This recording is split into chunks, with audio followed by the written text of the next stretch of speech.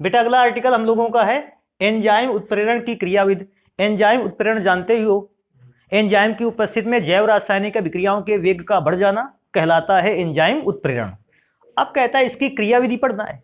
क्रियाविधि का अर्थ होता है कि एंजाइम अगर किसी जैव रासायनिक अभिक्रिया के वेग को बढ़ाता है या घटाता है तो वो एंजाइम कार्य कैसे करता है। एंजाइम के कार्य करने की विधि को ही हम क्या कहते हैं, क्रियाविधि। अच्छा, इसको एक और नाम से जानते हैं, ताला और कुंजी मॉडल कहते हैं, या ताला कुंजी सिद्धांत भी कहते हैं। हम लोगों को पता होना चाहिए एंजाइम के विषय में। तो एंजाइम के ताला कुंजी सिद्धांत या एंजाइम के उत्प्रेरण की क्रियाविधि के विषय में थोड़ी सी बातें मैंने लिख रखी हैं। अभी चित्र को बिल्कुल ध्यान नहीं देने वाले हैं, जैसे ये फिगर बने हुए हैं इन पर बिल्कुल ध्यान ही नहीं देना है। फिगर का ध्यान देना तो सबसे लास्ट में। सबसे पहले पढ़ेंगे एंजाइम के विषय में कुछ इंपॉर्टेंट चीज। कहता है एंजाइम के कोलाइडी कणों की सतह पर एंजाइम क्या होते हैं, एक प्रकार के केमिकल्स, जिनके छोटे छोटे, और प्रत्येक केमिकल छोटे छोटे पार्टिकल से मिलकर बना होता है, ऐसा सभी लोग जानते हो, चाहे जो केमिकल हो। और उन छोटे छोटे पार्टिकल्स क्या कहते हैं, मॉलिक्यूल। कहता है एंजाइम्स के कोलाइडी कणों की सतह पर अनेक प्रकार के कोटर। अब कोटर का मतलब क्या है, कोटर का मतलब है उभरा हुआ भाग, धसा हुआ भाग, दरार या खुदरी सतह, इनको क्या बोलते हैं, कोटर। कहता है एंजाइम के कोलाइडी कणों की सतह पर कोटर या गुहा पाए जाते हैं। कोटर या गुहा को कहते हैं और एक नाम से जानते हैं, क्या पाए जाते हैं, गड्ढे। और इन गड्ढों में से ये कोटर विशेष आकृति के होते हैं। कहता है कि ये जो कोटर होते हैं एंजाइम के, इनकी एक विशेष बनावट होती है। अब विशेष बनावट कैसी होती है, मैंने ऐसा मान रखा है कि एंजाइम ये है। अब देखो ये भाग कोटर है, इसका ये गड्ढा दिख रहा है, ये भाग कोटर है, ये गड्ढा दिख रहा है, ये भाग क्या है, कोटर। और कोटर की एक विशेष, इस एंजाइम की अपनी एक विशेष आकृति है। नेक्स्ट नंबर में कहता है इन कोटर में एमिनो समूह, कार्बोक्सिलिक समूह, थायो एल्कोहल समूह और एल्कोहलिक समूह आदि क्रियात्मक समूह उपस्थित रहते हैं। अगर आप इन कोटर के इन भागों को देखोगे तो कोटर में कौन कौन से क्रियात्मक समूह या कौन कौन से केमिकल रहते हैं, ऐसा भी पूछ सकता है कि कोटरों में या गुहा में कौन कौन से केमिकल पाए जाते हैं। तो हम नाम देते हैं, कहते हैं एमीन रहते हैं। एमीन का मतलब होता है मेथिल एमीन, एथिलीमीन, इस टाइप के एमीन हो सकते हैं। कार्बोक्सिलिक एसिड हो सकते हैं, थायो एल्कोहल हो सकते हैं, एल्कोहल आदि क्रियात्मक समूह उपस्थित होते हैं। कहता है अतः इन कोटर में सक्रिय केंद्र होते हैं।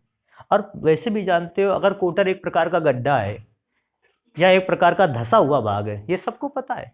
धसा हुआ भाग अपनी सतह पर उत्प्रेरण का गुण कैसा रखता है, बहुत अच्छा। और क्योंकि धसा हुआ भाग, उभरा हुआ भाग अपनी सतह पर उत्प्रेरण का अच्छा गुण रखता है, हम ऐसे भागों को क्या बोलते थे, सक्रिय केंद्र। आपने परिभाषा भी लिखी रखी होगी सक्रिय केंद्र की, अगर आपने ध्यान दिया होगा कि किसी भी उत्प्रेरक की सतह जहां पर खुदरी होती है, दरारें होती हैं, ऐसे स्थानों पर उत्प्रेरक की सक्रियता अधिक होती है। और सक्रियता अधिक होने के कारण ऐसे भागों को कहा जाता है सक्रिय केंद्र। क्योंकि कोटर भी गड्ढे हैं, इन पर अनेक प्रकार के सक्रिय केंद्र होते हैं, अर्थात यहाँ पर एंजाइम की क्रियाशीलता सबसे अधिक होती है। जैसे कोई पूछेगा भाई एंजाइम की क्रियाशीलता सबसे अधिक कहाँ होती है, तो आप बताओगे कोटर या गुहा में। यहाँ पर एंजाइम की सबसे अधिक क्रियाशीलता होती है, सबसे अधिक क्षमतावान एंजाइम यहीं पर रहता है, केंद्र होते हैं। कहता है अब सबसे इंपॉर्टेंट चीज तो अब स्टार्ट होती है। कहता है उचित आकृति वाले अभिकारक अणु इन कोटरों में ताले में चाबी के समान फिट होते हैं। एक रासायनिक अभिक्रिया में मॉलिक्यूल बहुत हो सकते हैं अभिकारक के, लेकिन एंजाइम हर एक मॉलिक्यूल को अपनी ओर सतह पर अधिशोषित नहीं होने देता है।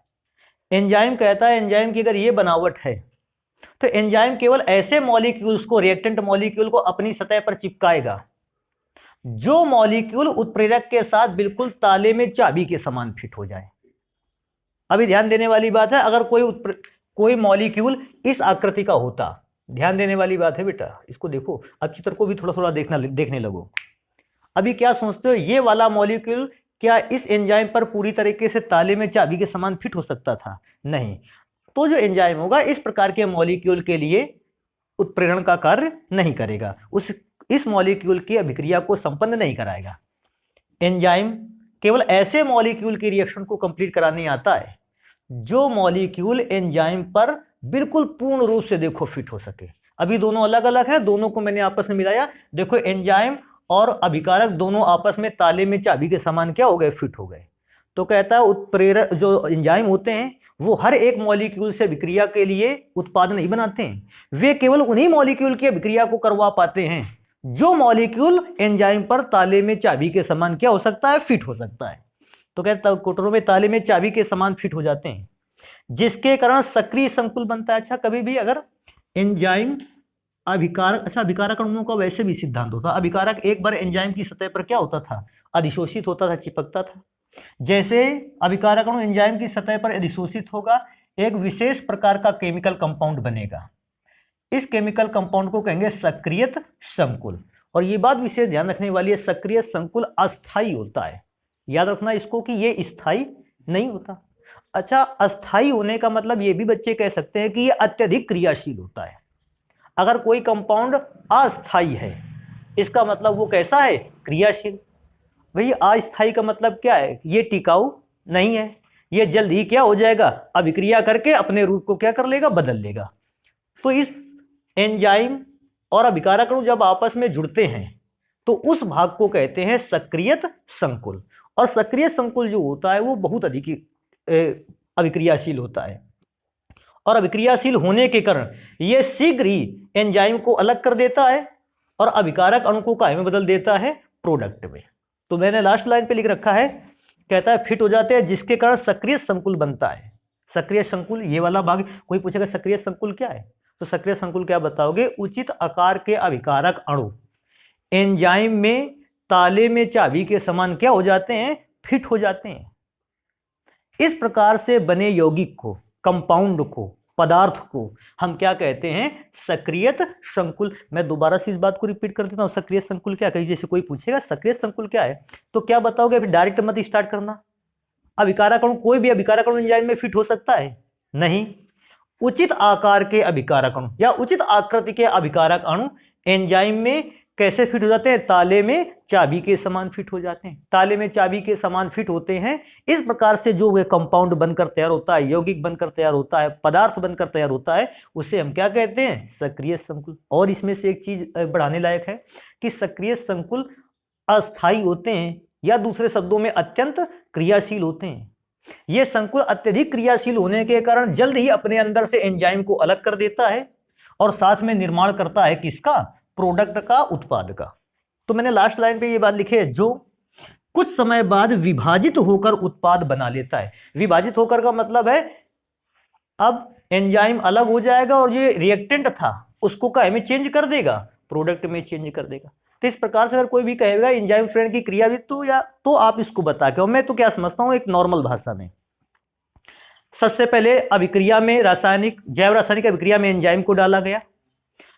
फिर एंजाइम ने क्या किया, अभिकारक अणुओं को ढूंढना स्टार्ट किया कि कौन कौन से ऐसे अभिकारक अणु हैं जो हमारे अंदर ताले में चाबी के समान क्या हो सकते हैं, फिट हो सकते हैं।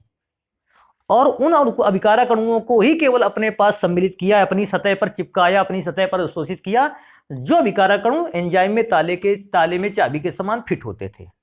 और जैसे ताले में चाबी के समान अभिकारक अणु फिट हुए, एक विशेष प्रकार का संकुल बनकर तैयार हुआ जिसे कहते हैं सक्रियत संकुल। यह सक्रिय संकुल बहुत ही अत्यधिक क्रियाशील था, या ऐसा कह सकते हैं यह अस्थायी था।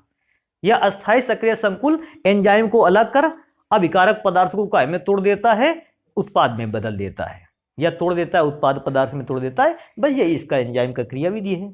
तो बेटा ये एंजाइम की क्रियाविधि हो गई। अभी अगला आर्टिकल पढ़ेंगे। अच्छा, अब उत्प्रेरण और एंजाइम का कार्य समाप्त है। यहां से अधिशोषण समाप्त हो गया, अगर देखा जाए उत्प्रेरण समाप्त हो गया, एंजाइम का भी जो उत्प्रेरण क्रियाविधि थी वो भी समाप्त हो गई। अब जो हमारा चैप्टर है वो नेक्स्ट आर्टिकल में चलेगा, एक दूसरे टाइप के। कैसे दूसरे टाइप के आर्टिकल पे चलेगा, जैसे हम पढ़ते हैं, हमने क्या लिख रखा है, कहता है ग्राहम के अनुसार पदार्थों का वर्गीकरण। एक रसायन विज्ञान के वैज्ञानिक थे ग्राहम। अब ग्राहम का क्या था कि ग्राहम ने से पूछा गया कितने प्रकार के रासायनिक पदार्थ होते हैं, तो ग्राहम के अनुसार 2 प्रकार के केवल रासायनिक पदार्थ होते हैं। वैसे तो आपने बहुत सारे प्रकार के अवस्था के आधार पर अलग पढ़ रखे हैं, और ना जाने कितने कितने शुद्धता अशुद्धता के आधार पर पदार्थों का वर्गीकरण अलग है, लेकिन ग्राहम के अनुसार पदार्थ कितने प्रकार के होते हैं, 2 प्रकार के। पहला क्रिस्टलाभ और दूसरा कोलाइड। पहला फिर से ध्यान रखना, पहला क्रिस्टलाभ और दूसरा क्या होते थे, कोलाइड। अब ये क्रिस्टलाभ और कोलाइड कैसे बताते थे पदार्थ दो प्रकार का है। इनके पास एक काम था कि इनके पास एक छलनी रखी थी। छलनी जानते हो ना, जाली, पतली छिद्रों वाली जाली, और उस पतले छिद्रों वाली जाली का नाम था पार्चमेंट झिल्ली या पार्चमेंट पेपर, और या दूसरा शब्दों में इसको बोल सकते हो चर्मपत्र। अब कभी कभी क्या होता है ना, बच्चे चर्मपत्र का नाम सुनकर सोच लेते हैं ये कौन सी बड़ी बीमारी आ गई, पता नहीं चर्मपत्र क्या है। तो चर्मपत्र बेटा डरने वाली कोई भी बात नहीं। चर्मपत्र एक प्रकार की क्या है, छलनी है, एक प्रकार की जाली है, जिसके छिद्रों का आकार अत्यंत कैसा होता है, छोटा होता है। और छिद्रों का आकार इतना छोटा होता है कि जल के कण तो इसको पार करके इधर से उधर जा सकते हैं, या दूसरे शब्दों में बहुत छोटे आकार के कण इसको पार करके दूसरी ओर जा सकते हैं। वैसे भी आप इस बात को जानते हो कि जब भी किसी छलनी के कणों का, छलनी के छिद्रों का आकार छोटा होता है, उससे छोटे आकार के कण ही पार करके दूसरी ओर जा सकते हैं। तो क्या था कि ग्राहम भैया जो थे ये चर्मपत्र की एक छलनी लेकर पहले से बैठे थे। जब भी हम पूछते थे भैया ये बताओ कि जो नमक का टुकड़ा है ये क्रिस्टलाभ है कि कोलाइडी है, तो ये तुरंत क्या करते थे, नमक के टुकड़े को पानी पर क्या कर देते थे, घोल देते थे, और नमक के टुकड़े को पानी पर घोलने के बाद उस चर्मपत्र द्वारा क्या करते थे, छानते थे। अगर नमक का, अच्छा वैसे भी जानते, नमक का घोल जब पानी पर, पहले तो नमक का टुकड़ा बड़ा था, लेकिन जैसे ही पानी पर घोला नमक का टुकड़ा भी छोटे छोटे कणों में क्या हो गया, विभक्त हो गया। और नमक का टुकड़ा इतने छोटे कणों में विभक्त हुआ है कि अब आप उसे देख भी रहे हो। किसको देख रहे हो, नमक के टुकड़े को, आपको नहीं दिख रहा है, क्योंकि ग्राहम भैया चर्मपत्र लिए बैठे थे। इन्होंने उस घोल को तुरंत ही चर्मपत्र द्वारा क्या किया, छाना। एक थिसिल फनल ले लिया, कीप ले ली, और उससे चर्मपत्र ऊपर लगाया और उसको छान करके देखा। और जैसे ही छान कर देखा, इन्होंने ये पाया रिजल्ट कि चर्मपत्र द्वारा नमक का घोल आसानी से छन जाता है। अच्छा, नमक छनने का मतलब ये भी है, नमक का घोल छाना, छनने के बाद नीचे जो घोल एकत्रित हुआ, कैसे एकत्रित हुआ ये मैं थोड़ा सा बना देता हूं। ये बेटा है अपना, इसको क्या बोलते हो, फनल, कीप। यहां पर एक बीकर है, काग, कीप या काग है।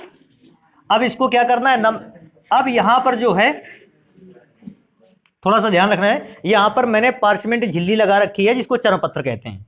अब हम नमक के घोल को पार्चमेंट में डालते हैं, पार्चमेंट में डालने के बाद देखते हैं शीघ्रता से छनता चला जा रहा है। नीचे जैसे ही घोल एकत्रित हुआ, तुरंत इस घोल को हमने देखा, थोड़ा सा चेक करके देखा। ये बात भी तो चेक करने लायक थी कि क्या पता नमक का पार्टिकल वहीं रुक गया हो, केवल पानी आया हो। तो जैसे आप इसको चख कर देखोगे, ये नमकीन आपको महसूस होगा, आप तुरंत जान जाओगे कि यहां पर भी नमक नीचे उपस्थित है या अवेलेबल है। तो हम नमक को क्या बताएंगे, क्रिस्टलाभ। ध्यान रखने वाली बात है कि वे पदार्थ जिनके घोल चर्मपत्र द्वारा आसानी से छन जाते हैं, हम ऐसे पदार्थ को क्या कहते हैं, क्रिस्टलाभ। फिर हमारे पास दूसरे कंपाउंड की नॉलेज इकट्ठा करनी थी। हमने एक पदार्थ और लिया, यूरिया।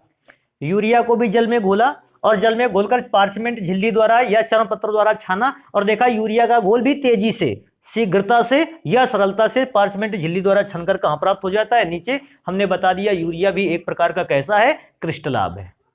परंतु शीघ्र ही हमने एक और एक्सपेरिमेंट किया कि हमने गोंद, जानते हो ना, गोंद नहीं, पेड़ से प्राप्त होता है गोंद। इस गोंद का जलीय विलयन लिया। जलीय विलयन का मतलब समझते हो, गोंद को सबसे पहले काय में घोला, जल में, और जल में घोलने के बाद मैंने सोचा कि इसको भी चेक करते हैं, ये भी क्या क्रिस्टलाभ विलयन है। हमने इसको जैसे ही चर्मपत्र में डाला, हमने इस बात को देखा कि गोंद का जो जलीय विलयन होता है वो चर्मपत्र द्वारा आसानी से नहीं छनता। अब कहते हो चर्मपत्र आसानी से नहीं छनता, इसका क्या अर्थ है, क्या छनता ही नहीं, छनता है। फिर आपको क्या करता है, उस गोंद के घोल को क्या करना होता है, चलाना पड़ता है।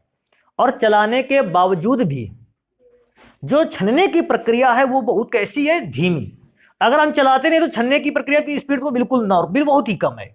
लेकिन अगर उसे चलाते भी हैं तो छनने की प्रक्रिया जो है वो बहुत धीमी है। अर्थात मैं क्या कह सकता हूं कि गोंद का जो जलीय विलयन है, या गोंद एक ऐसा पदार्थ है जो चर्मपत्र द्वारा आसानी से नहीं छनता। और क्योंकि गोंद चर्मपत्र द्वारा आसानी से नहीं छनता, हम ऐसे पदार्थों का नाम रख रहे थे कोलाइडी पदार्थ।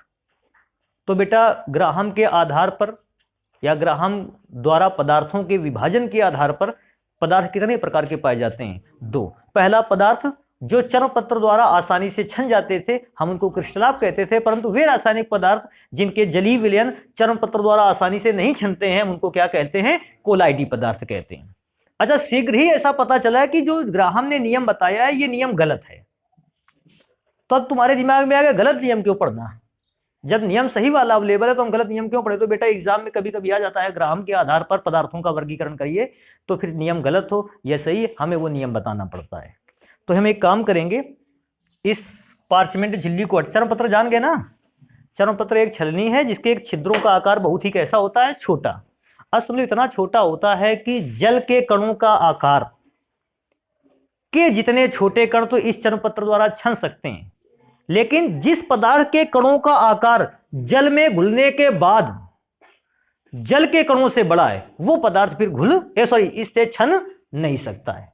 तो बहुत छोटे छिद्र अगर कण होंगे तो वो इससे छनकर नीचे आएंगे, अगर थोड़ा सा भी बड़ा आकार है तो इससे छनकर नीचे की ओर नहीं आ सकते। तो मैं इस बात को लिखूंगा भी क्या कि ग्राहम के अनुसार पदार्थों का वर्गीकरण, तो हम लिखेंगे सबसे पहले पदार्थ कितने प्रकार के होते हैं?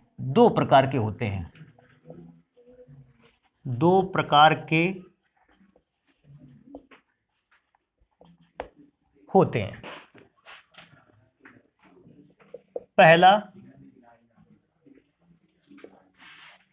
क्रिस्टलाभ और बेटा दूसरा कोलाइडी पदार्थ।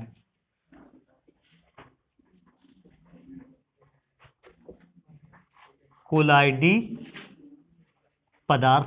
बेटा एक और ध्यान रखने वाली बात है कि कोलाइडी पदार्थ को कोलायड भी कहते हैं।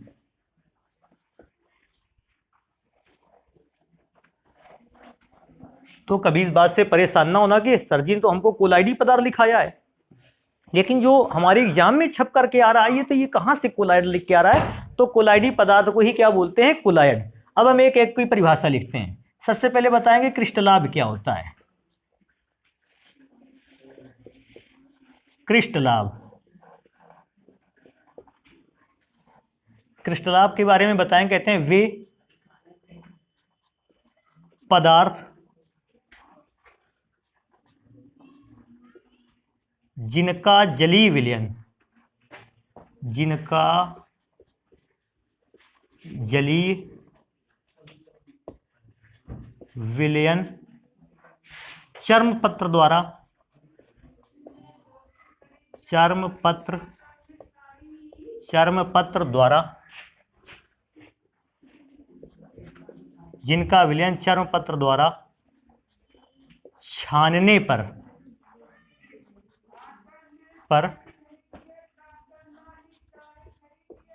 आसानी से चर्म पत्र को पार कर जाते हैं।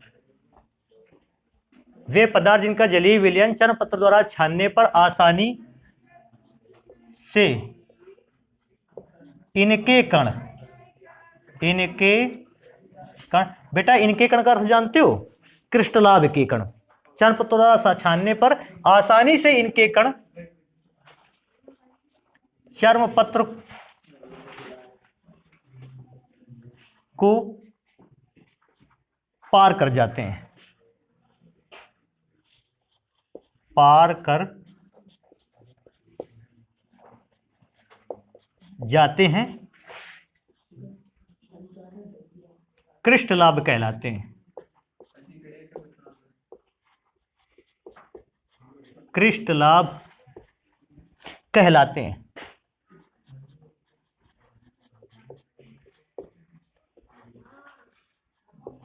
बेटा कभी कभी हम लोगों से एग्जाम्पल भी पूछता है, कहता है क्रिस्टलाभ का कोई एग्जाम्पल जानते हो? तो बेटा हर एक उस घोल को, हर एक उस पदार्थ को क्रिस्टलाभ बताया जा सकता है। अब एक बात और यहाँ सुनने वाली बात है, अगर ध्यान दे सको, डायरेक्ट नमक के टुकड़े को नहीं छानना है। नमक के टुकड़े को सबसे पहले क्या करना है? जल में घोलना है, और जल में घोलने के बाद उसको चर्म पत्र से छानना है। और इसमें से एक बात मैं बढ़ाऊंगा, अगर चर्म पत्र से घोल छन जाए तो उस घोल में 2 पदार्थ थे, एक नमक था और दूसरा क्या था? जल। तो कोई व्यक्ति या कोई बच्चा ये नहीं कहेगा कि जल क्रिस्टलाभ है, केवल किसकी बात बताई जाएगी? कि नमक क्रिस्टलाभ है। ध्यान रखने वाली बात है, कोई बच्चा अगर ऐसा बोलता है कि सर जी जल क्रिस्टलाभ था, तो बिल्कुल बेटा ये बात गलत है। क्रिस्टलाभ हमेशा उस पदार्थ को बताइए जिसका नाम आपने विलेय रखा होता है। अगर यूरिया को जल में घोलने पर यूरिया का जलीय विलयन चरणपत्र द्वारा छन जाता है तो क्या जल क्रिस्टलाभ है? नहीं। कौन क्रिस्टलाभ है? यूरिया क्रिस्टलाभ है। इस बात को बहुत विशेष ध्यान रखना। तो कोई पूछता है क्रिस्टलाभ के एग्जाम्पल हमको बता दीजिए, तो बेटा क्रिस्टलाभ का अगर एग्जाम्पल हम बताना स्टार्ट करें तो एग्जाम्पल बेटा क्रिस्टलाभ का हो सकता है शर्करा का जलीय विलयन,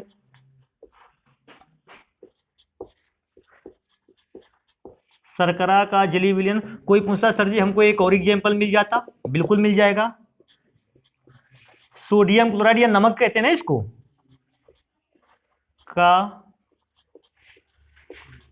जलीय विलयन। और बेटा एक और, इसका सूत्र, इसका नाम जानते हो क्या होता है? यूरिया। बिल्कुल सही है इसका। यूरिया का भी जो जल में घोल होता है वो चर्मपत्र द्वारा आसानी से क्या हो जाता है? छन जाता है। यूरिया का भी जो जल में घोल होता है वो चर्मपत्र द्वारा आसानी से छन जाता है। तो मैंने लिख लिया यूरिया प्लस जल, आप इसको समझ जाओगे। अब जो यूरिया का जलीय विलयन चर्मपत्र द्वारा छन गया तो जल तो क्रिस्टलाभ मानेंगे नहीं, किसको क्रिस्टलाभ बताएंगे? यूरिया को। तो बेटा ये सॉल्यूशन हो गए जिनको हम क्या कहते हैं? क्रिस्टलाभ, जो चर्मपत्र अर्थात एक प्रकार की छलनी द्वारा आसानी से क्या हो जाते हैं? छन जाते हैं। और मैं नेक्स्ट टाइप के पदार्थ को लूंगा जिसका नाम है कोलाइडी पदार्थ, या उसको क्या लिख सकते हैं? कोलायड। तो मैं नेक्स्ट हेडिंग लिखता हूं, चाहे बेटा कोलाइडी पदार्थ के बोल दो और या ऐसा बोल सकते हैं कि कोलायड। अच्छा, कोलाइड क्या पदार्थ होते थे? कोलाइड वे पदार्थ होते थे जिनके जलीय घोल को अगर हम कहां से छानते थे? चर्मपत्र द्वारा छानते थे। तो ये चर्मपत्र द्वारा आसानी से नहीं छनते थे। अच्छा, मैं क्या सोचता हूं कुछ किताबों में ऐसा भी लिखा गया है चर्मपत्र द्वारा आसानी से विसरित नहीं होते। तो अगर आप ये नहीं लिख सकते कि छनते हैं, आसानी से नहीं छनते, आप लिख सकते हैं आसानी से विसरित नहीं होते। छनना और विसरित होना सेम चीज है। तो लिखते हैं, देखो कैसा, वे पदार्थ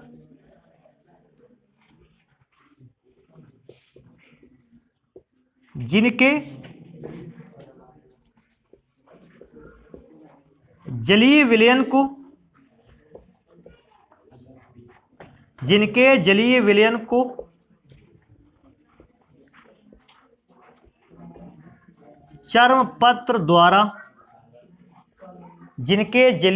को चर्मपत्र द्वारा छानने पर वे पदार्थ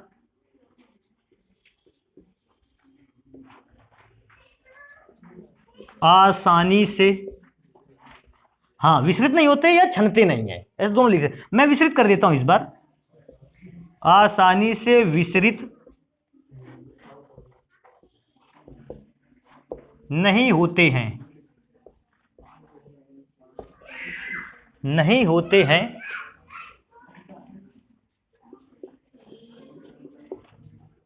कोलायड या कोलाइडी पदार्थ कहलाते हैं।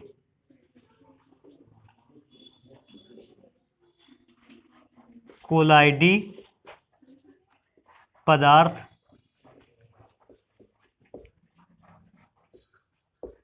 कहलाते हैं। अभी कभी क्या होता है कि कभी कभी पूछ लेता है कि कोलाइडी पदार्थ बता तो दिया सर जी ने, लेकिन अगर हमको कोलाइडी पदार्थ का एक दो एग्जाम्पल पता चल जाता तो वो ज्यादा बेटर रहता। एग्जाम्पल देख लेते हैं इसके। देखो बेटा, कोलाइडी पदार्थ का एग्जाम्पल आएगा। सबसे पहले तो मैंने बताया था गोंद को जल में घुलने पर, तो कोलाइड पदार्थ का सबसे पहले तो इसको लिख देंगे कि गोंद, या ऐसा लिख सकते हो गोंद का जलीय विलयन क्योंकि नहीं छनता है। तो गोंद एक प्रकार का कैसा विलयन है? कोलाइडी विलयन है पहला। अगर मैं दूसरे पदार्थ की बात करता हूं तो स्टार्च, अगर आप स्टार्च के जलीय विलयन को लेते हैं और उसको भी चर्मपत्र द्वारा छानते हैं तो वो आसानी से नहीं छनता। नेक्स्ट नंबर पे चलते हैं। अगला नंबर है जिलेटिन, या अगला एग्जाम्पल जिलेटिन है। जिलेटिन का भी जलीय विलयन जो होता है वो चर्मपत्र द्वारा आसानी से नहीं छनता है, आसानी से नहीं छनता है, आसानी से नहीं छनता है, आसानी से विसरित नहीं होते हैं। बेटा इसको से बना लेना, इतना याद रखो इसको। आसानी से विसरित नहीं होते, और उसके मैंने एग्जाम्पल भी लिख रखे हैं। तो ग्राहम के आधार पर पदार्थ कितने प्रकार के हैं? 2। एक पहला पदार्थ हो गया क्रिस्टलाभ और दूसरा प्रकार हो गया कोलायड। तो मैं ये बात समझ गया, ग्राहम जो थे, जो भी थे भैया, ये एक चरण पत्र लिए बैठे रहते थे, और जैसे ही इनसे पूछा गया पदार्थ कैसा है, तुरंत चरण पत्र से छान करके बता दिया। जल में घोला, चरण पत्र द्वारा छाना, और जैसे ही अगर छन गया तो क्रिस्टलाभ बता दिया गया। अगर क्रिस्टलाभ नहीं है, अर्थात चरण पत्र द्वारा आसानी से नहीं छनता है, हमने उसका नाम क्या रखा? कोलायड रखा। तो एक काम करते हैं, इनको नोट करते हैं और फिर इस बात को पढ़ते हैं कि पदार्थों के विभाजन की आधुनिक अवधारणा क्या है।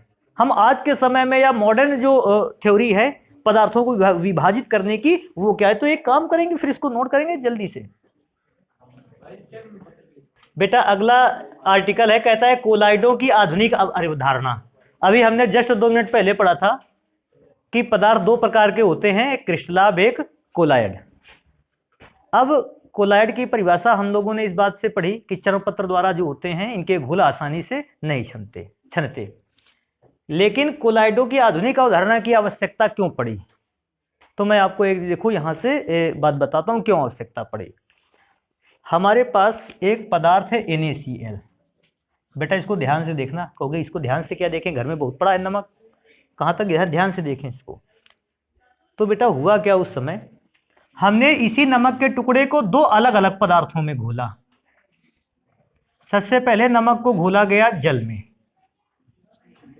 नमक के टुकड़े को जल में घोला गया, और फिर बाकी बचे हुए नमक के टुकड़े को या हिस्से को हमने एक दूसरे पदार्थ में घोला जिसका नाम है बेंजीन।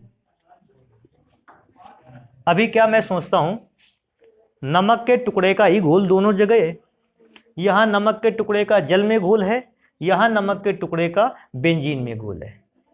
वैसे अब फिर मैंने क्या किया, ग्राहम के नियम के आधार पर हमने नमक के टुकड़े के जलीय विलयन को क्या किया, पार्चमेंट झिल्ली, पार्चमेंट पेपर जिसको कहते हैं, या चरण पत्र में छाना। जैसे मैंने चरण पत्र में छाना, हमने इस बात को देखा कि नमक का जो जलीय विलयन था वो चरण पत्र द्वारा आसानी से छनता था, और क्योंकि नमक का जलीय विलयन चरण पत्र द्वारा आसानी से छन जाता था, बेटा ग्राहम के आधार पर हमें इसे कौन सा नमक को क्या बोलना चाहिए, क्रिस्टलाभ। तो भैया मैंने यहाँ इसके ऊपर लिख दिया कि ये काहे का कार्य करेगा, क्रिस्टलाभ, क्योंकि नमक का जो जलीय विलयन होता है वो चरण पत्र द्वारा आसानी से छन जाता है। लेकिन फिर मैंने नमक के टुकड़े के जलीय विलयन को चरण पत्र पर डाला, और जैसे ही मैंने नमक के टुकड़े के बेंजीन में घुले होने पर उस विलयन को जैसे ही मैंने चरण पत्र में डाला, मैंने इस बात को देखा कि नमक का बेंजीन में घुला हुआ विलयन जो था वो चरण पत्र द्वारा आसानी से नहीं छनता था। अभी प्रॉब्लम इस बात की क्रिएट होने लगी कि अभी 2 मिनट पहले हमने नमक के जलीय विलयन को जल में घोला, नमक के जलीय विलयन को चरण पत्र द्वारा छाना, ये आसानी से छन गया, और क्योंकि आसानी से छन गया हमने ये बात बताई कि जो नमक है वो क्रिस्टलाभ है। लेकिन शीघ्र ही नमक का जो बेंजीन में घोल है, जब मैंने इसको चरण पत्र से छाना, इस बात का अनुभव किया गया कि नमक का बेंजीन में घोल चरण पत्र द्वारा आसानी से नहीं छनता।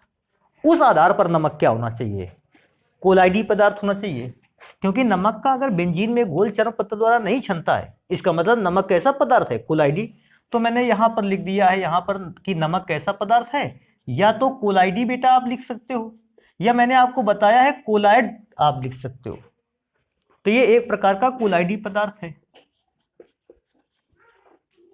अभी प्रॉब्लम इस बात की हो गई, हम लोग ऐसा सोचने लगे कि अब हम नमक को क्या कहें, क्रिस्टलाभ कहते हैं तो कोलाइडी वाला गुण छूट जाएगा, अगर कोलाइडी बोलते हैं तो क्रिस्टलाभ वाला छूट जाएगा। अर्थात नमक अलग अलग अवस्थाओं में, अलग अलग सिचुएशन में क्रिस्टलाभ भी हो सकता है और कोलाइडी भी हो सकता है।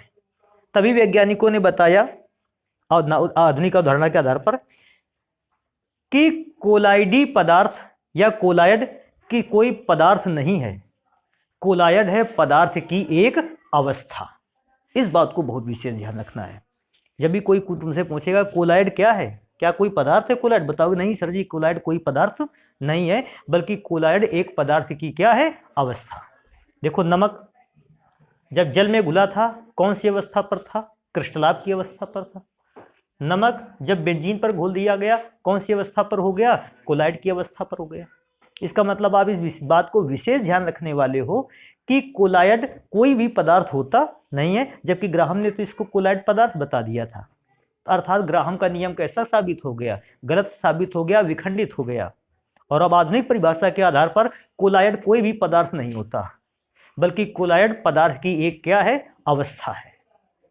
और फिर बात आती है कि अगर कोलाइड कोई एक पदार्थ की अवस्था है, अगर इस अवस्था को हम ध्यान से पढ़ें तो हमें कितने प्रकार के पदार्थ मिलते हैं? तो बेटा हमें पता चला कि कितने प्रकार के पदार्थ मिलते हैं कणों के आधार पर। तो मुझे मिला 3 प्रकार का पदार्थ। पहले वास्तविक विलयन, दूसरे निलंबन और तीसरे कोलाइडी विलयन। तो सबसे पहले तो मैं इस बात को लिखना चाहूँगा, ये वाला अच्छा नमक वाला बना रहने दिया जाए मुझे लगता है, ताकि ये जब कुछ नहीं होगा तो ये चित्र केवल जब हम देखेंगे तो हमको इस बात का अंदाजा तुरंत हो जाएगा कि अरे यार ये वो वाली बात थी कि कोलाइड कोई पदार्थ नहीं है, बल्कि कोलाइड एक प्रकार की क्या है? अवस्था है। नमक जल के साथ क्रिस्टलाव अवस्था में रहता है और नमक बेंजीन के साथ कौन सी अवस्था में रहता है? कोलाइड की अवस्था में रहता है।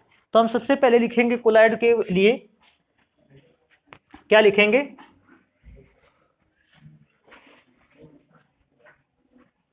आधुनिक अवधारणा के अनुसार, अवधारणा के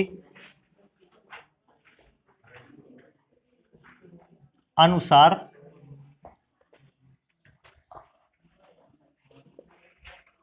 कोलाइड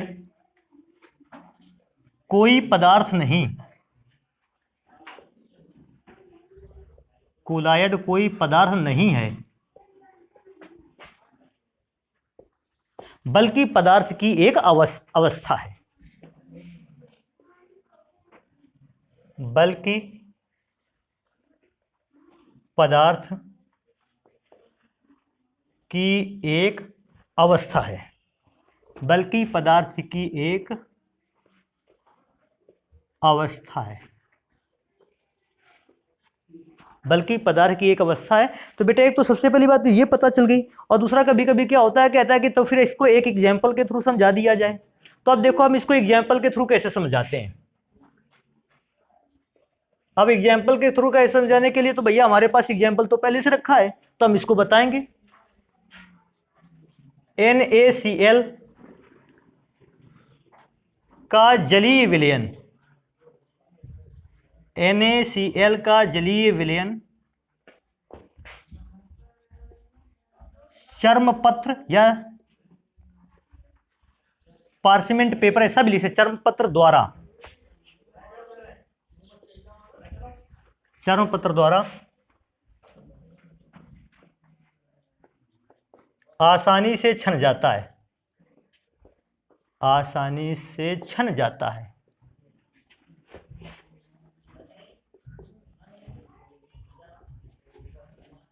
आसानी से छन जाता है। आता है NaCl,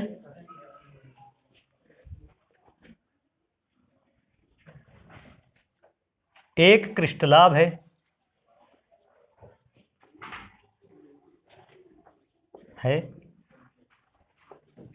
क्रिस्टलाभ है, परंतु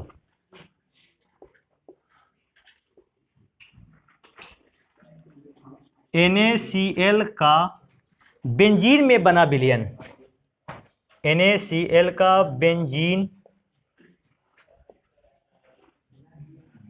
में बना विलयन, NaCl का बेंजीन में बना विलयन चर्मपत्र द्वारा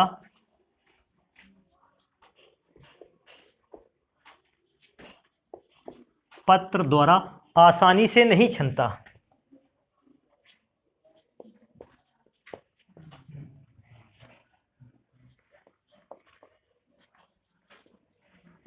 आसानी से नहीं छनता या विसरित होता है।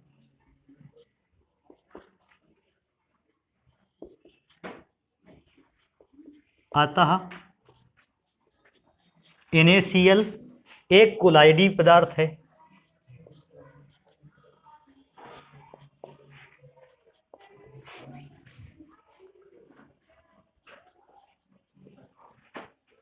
एक कोलाइडी पदार्थ है।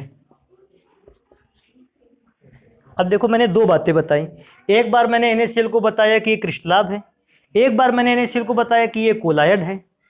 सबसे बड़ा विरोधाभास तो यहीं पर है कि इसको क्रिस्टलाभ बताएंगे कि कोलायड बताएंगे, तब हम इस बात को मानेंगे, बताएंगे। अतः ये सिद्ध होता है कि कोलायड कोई पदार्थ नहीं बल्कि पदार्थ की क्या है, अवस्था। तो अतः इस विरोधाभास से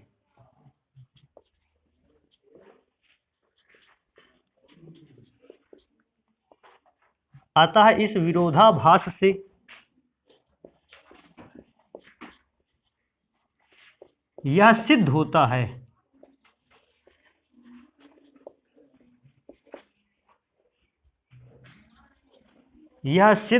है कि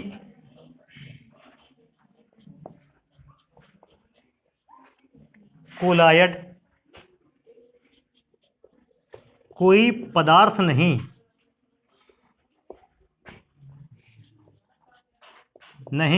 बल्कि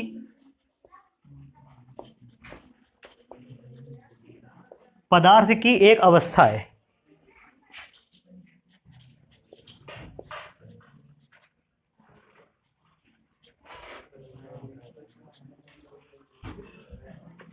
तो बेटा उन्हें पदार्थ की अवस्था बता दी। अब क्या कहता है, आधुनिक सिद्धांत के आधार पर हमने अवस्थाओं को कितने भागों में डिवाइड किया है। तो बेटा आधुनिक सिद्धांत के आधार पर हमने अवस्थाओं को कितने भागों में डिवाइड किया है, 3 भागों में।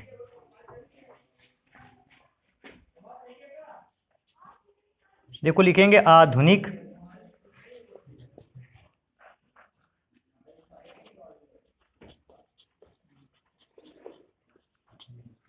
आधुनिक अवधारणा के आधार पर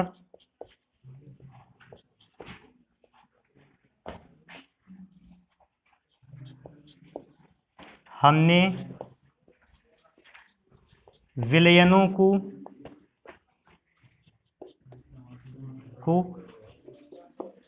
3 भागों में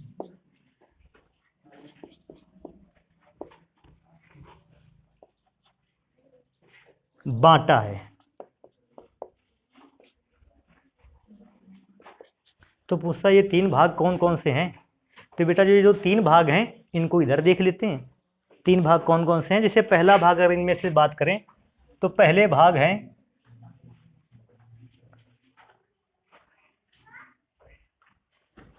वास्तविक विलयन।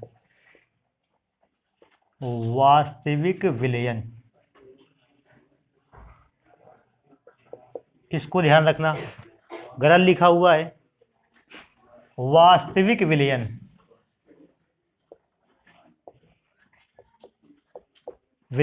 कहता है ये वाला तो ठीक है, चलो वास्तविक विलयन देखेंगे इसको भी कि सेकंड नंबर पे पूछता दूसरा प्रकार का कौन सा था। तो हम इसको दूसरे प्रकार वाले एक पदार्थ को बोलते हैं निलंबन, या मैं क्या करता हूँ निलंबन को 3rd नंबर पे रख लेता हूँ। इससे काफ़ी फायदा मिलने वाला है। कहोगे इससे क्या फायदा मिलेगा निलंबन से। तो अभी बेटा देखो बात होगी तब फायदा मिलेगा, है अभी मिलेगा नहीं फायदा। तो जब हम उसको पढ़ेंगे तब हमें पता चलेगा। नेक्स्ट नंबर होते हैं कोलायड या कोलाइडी विलयन भी इसको कहते हैं। कोलायड को अगर कोई व्यक्ति कोलाइडी विलयन कहता है तो वो भी ठीक कहता है। अब सबसे पहले पढ़ेंगे वास्तविक विलयन क्या होते हैं। अच्छा देखो एक चीज, हमने इस पात्र में एक विलयन भर रखा है। अच्छा ये बात तो सभी लोग जानते होंगे कि एक विलयन को बनाने में 2 कंपोनेंट लगते हैं। इस बात को भी भैया पहचान लो। जब भी कभी एक विलयन बनाया गया कम से कम कितने कंपोनेंट चाहिए होते हैं, 2, जिसमें से एक होता है विलेय और एक होता है विलायक। इस बात को मैं दोबारा से रिपीट करता हूं। विलयन में से 2 प्रकार के पार्टिकल होते हैं, एक विलेय और एक विलायक। और ज्यादातर विलयनों में से जो विलायक होता है उसके कणों का आकार होता है बहुत ही छोटा होता है, अर्थात 1 नैनोमीटर से भी इसके पार्टिकल्स का जो व्यास होता है कम होता है। लेकिन हां विलायक के कणों का पार्टिकल तो 1 नैनोमीटर से भी कम होता है, लेकिन विलेय के कणों का आकार डिफरेंट होता है, बदलता रहता है। कोई ऐसा भी विलेय मिल सकता है जिसका जल में घुलने के बाद, ये भी ध्यान रखना है, जैसे मैंने नमक के टुकड़े का आकार कह दिया, तो नमक के टुकड़े का आकार कब माना जाएगा? जब जल में नहीं घुला था कि जब जल में घुल गया? जब जल में घुल गया। ये बहुत विशेष ध्यान रखने वाली बात है।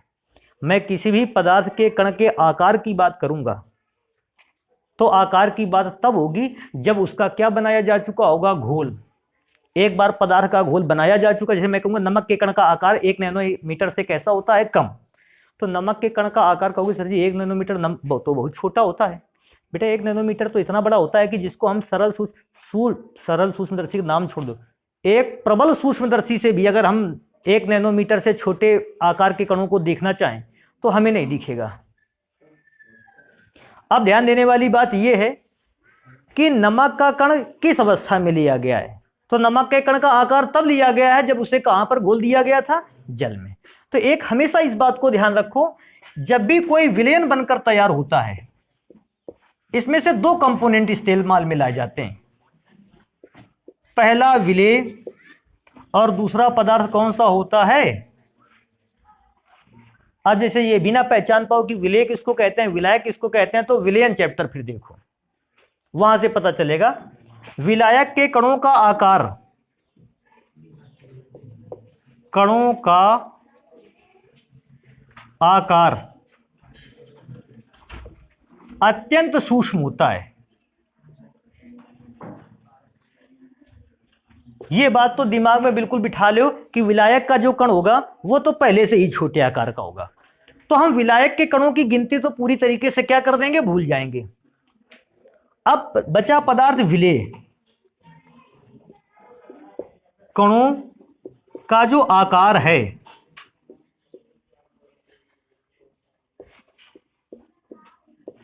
किसी भी रेंज में हो सकता है, किसी भी सीमा में हो सकता है। किसी भी लिख देते ज्यादा बेटर रहता, किसी भी सीमा में हो सकता है। देखो अगर कभी बात आएगी तो आप विलयन में से विलायक और विलेय के कणों को इस प्रकार से पहचानोगे। विलायक के कण तो हमेशा सूक्ष्म आकार के हैं, तो उनको तो हम छोड़ ही देते हैं, क्योंकि विलायक के कणों का आकार कभी बढ़ना नहीं है, और क्योंकि बहुत सूक्ष्म आकार के कण होते हैं तो उसकी गिनती ही करना बंद कर देंगे। केवल हम गिनती किसकी करेंगे? हम पढ़ेंगे किसके आकार को? विलेय पदार्थ के आकार को, या विलेय पदार्थ के कण के आकार को पढ़ेंगे। क्यों? विलेय पदार्थ के कणों का आकार जो होता है वो कोई निश्चित नहीं होता।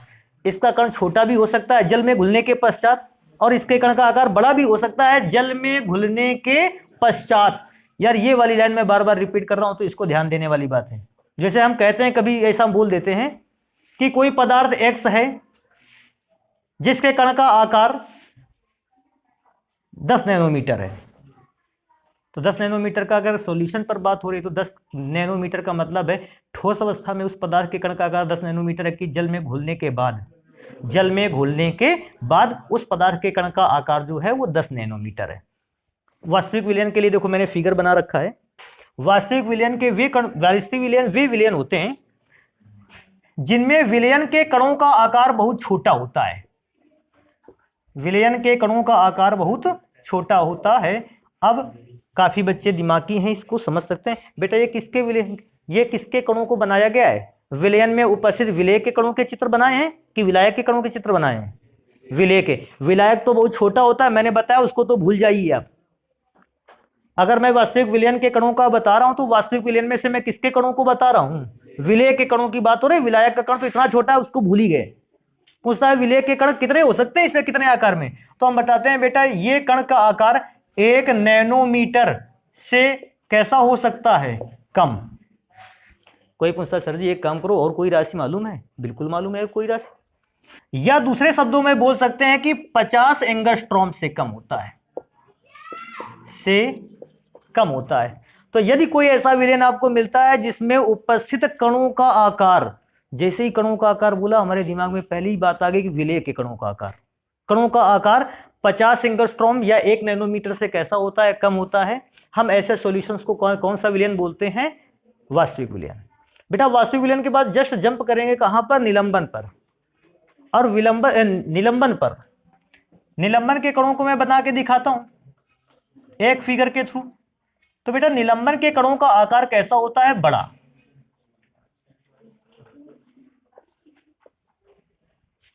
बड़ा आकार बना देता हूं। पूछता है सर जी निलंबन के कणों का आकार अगर बड़ा होता है तो इनके कणों का आकार कितना होगा? अच्छा सोच के बताओ, निलंबन के कणों का आकार बड़ा, इसका मतलब है निलंबन में विलेय के कणों का आकार लिखा गया है कि विलायक के कणों का आकार लिखा है? विलेय के कणों का आकार लिखा गया है। और ये आकार जो होता है वो 1000 नैनोमीटर से कैसा होता है? अधिक। या ऐसा भी बोल सकते हैं, अगर कोई एंगस्ट्रॉम में रीडिंग मांगता है तो 2000 एंगस्ट्रॉम से अधिक होता है। एक तो इसको बात ध्यान रखोगे। अब बात आती है इन दोनों के बीच में रखे एक पदार्थ को जिसका नाम है कोलायड। मैं इसको भी फिगर के थ्रू बना के दिखाता हूं। अच्छा कोलायड के पदार्थ का आकार इतना बनाना है।